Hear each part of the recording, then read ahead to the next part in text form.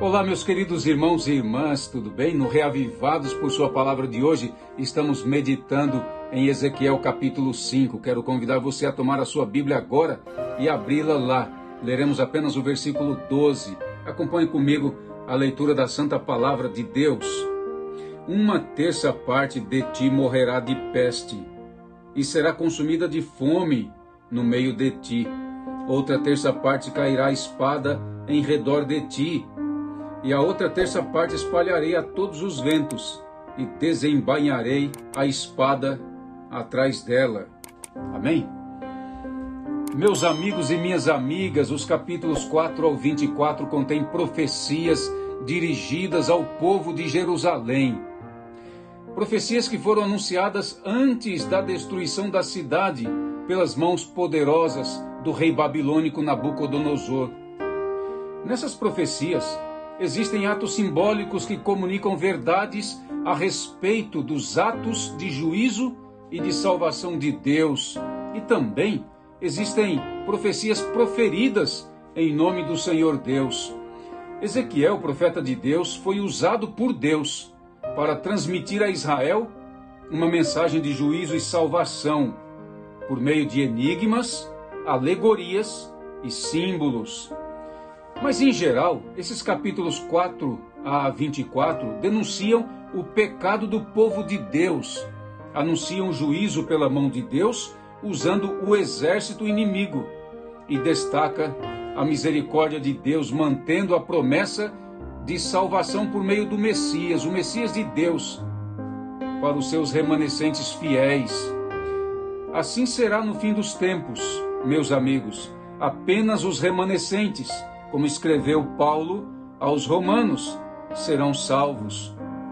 Ou os vencedores fiéis, como escreveu o profeta João no Apocalipse, apenas eles serão salvos e se assentarão no trono de Deus, com Cristo, seu Redentor. O capítulo 5 faz parte da mensagem iniciada no capítulo 4, e ambos os capítulos falam de atos simbólicos que comunicavam o juízo e a salvação de Deus. 3 atos estão no capítulo 4 e apenas um no capítulo 5. O primeiro é o ato simbólico, um modelo do cerco desenhado pelo profeta em argila. Ezequiel deveria tomar um tijolo, desenhar nele a cidade de Jerusalém e representar o cerco da cidade que havia profetizado lá no capítulo 1. O segundo ato simbólico, levando as iniquidades do meu povo. Ezequiel deveria deitar-se sobre o seu lado esquerdo por 390 dias. Provavelmente, durante a maior parte do dia, todos os dias, o profeta ficava nessa posição e dessa forma instruía por meio do ato simbólico a todos que entravam na casa desse filho do homem. Os 390 dias que se acredita representarem os anos de maldade pelos quais Israel merecesse o castigo do cerco de Nabucodonosor, podem referir-se aos anos que começam com o seu primeiro rei, o rei Saul, e se estendem até a queda de Israel, no ano 721 a.C. A verdade significativa aqui, meu amigo, é que por meio do cerco e da queda de Jerusalém, tanto Israel quanto Judá serão punidos pelos anos de sua maldade. Ezequiel, profeta de Deus, deitado de lado, deve levar a maldade simbolicamente, prefigurando o tempo quando o Filho do Homem, Cristo, levará a iniquidade do seu povo à cruz. Temos aqui um vislumbre, então, do sofrimento vicário de Cristo, o Messias. O terceiro ato simbólico, racionamento de sua comida e de sua água. Isso está no capítulo 4, de 9 a 17. Ezequiel deveria fazer pão e comer somente uma pequena porção dele cada dia. Ele podia comer 20 ciclos cada dia. Calcula-se que isso daria em torno de 240 gramas, aproximadamente. Mas não está claro se o autor Está se referindo a 20 ciclos hebraicos ou babilônicos. A água que Ezequiel tinha permissão de tomar cada dia era a sexta parte de um rim, ou pouco mais de meio litro. Nos versículos 16 a 17, Deus deixa claro a Ezequiel o significado desses símbolos na vida de Judá. Sabemos com base em Jeremias 37 que o pão foi racionado durante o cerco de Jerusalém. O pão devia ser assado usando fezes humanas como esterco, combustível. Esse pão imundo era para mostrar como a religião de Israel se tornaria imunda entre as nações, onde eles seriam dispersos pela mão de Deus. Depois disso, Ezequiel se queixou semelhantemente a Pedro, lá no Novo Testamento, no livro de Atos capítulo 10, de que nunca havia comido qualquer coisa impura, imunda.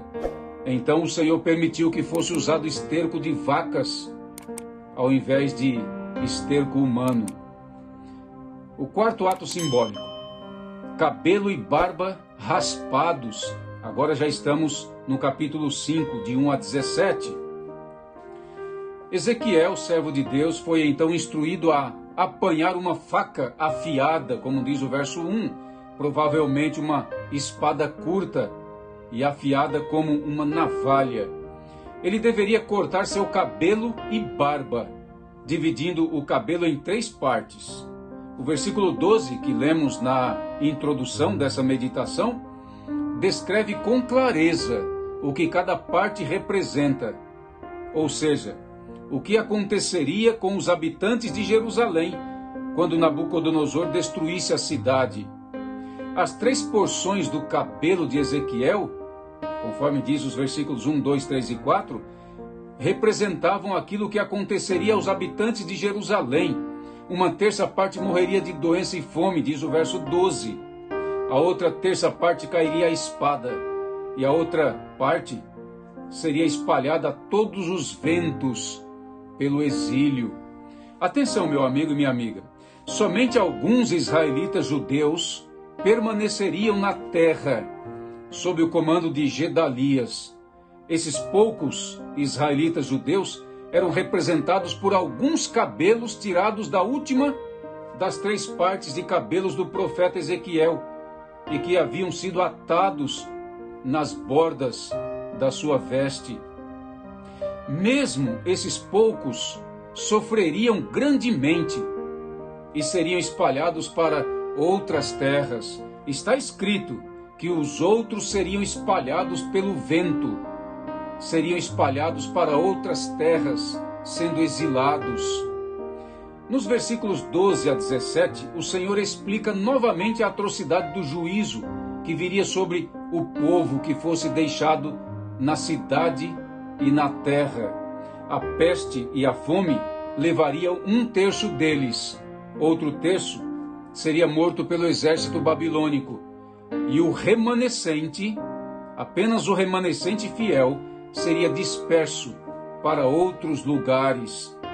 Por piores que fossem esses juízos, meus amigos, talvez o mais trágico era que Israel deixaria de ser motivo de glória para o Senhor Deus e se tornaria vergonha entre as nações.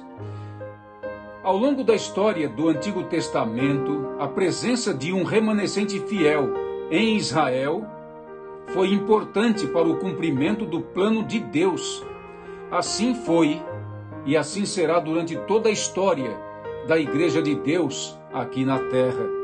Deus sempre terá um remanescente fiel que não se curvará aos pecados do mundo e não desobedecerá aos preceitos da sua sagrada lei, nem o abandonará, acumulando para si deuses e tesouros dessa vida. De acordo com as cartas do Apocalipse, há um remanescente fiel na igreja de Deus hoje. Eles são descritos como vencedores. São aqueles que permanecerão ao lado de Deus e de sua palavra, custe o que custar. Aos remanescentes da igreja de Laodiceia, a sétima, a última da sequência de 7, lá no Apocalipse, Deus promete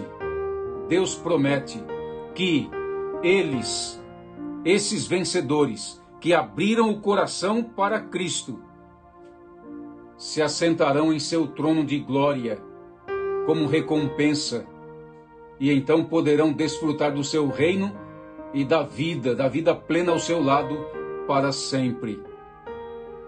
E ainda nos é dito: quem tem ouvidos para ouvir, ouça o que o Espírito Santo diz à igreja, aos servos e às servas de Deus. Aquilo que o povo de Deus não ouviu lá atrás, Deus clama, apela, suplica para que o seu povo aqui, hoje, ouça, obedeça, para que receba de suas mãos a recompensa eterna, assentando-se com ele em seu trono.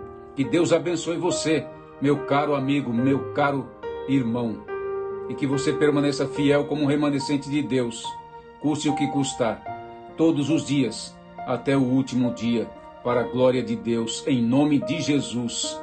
Amém.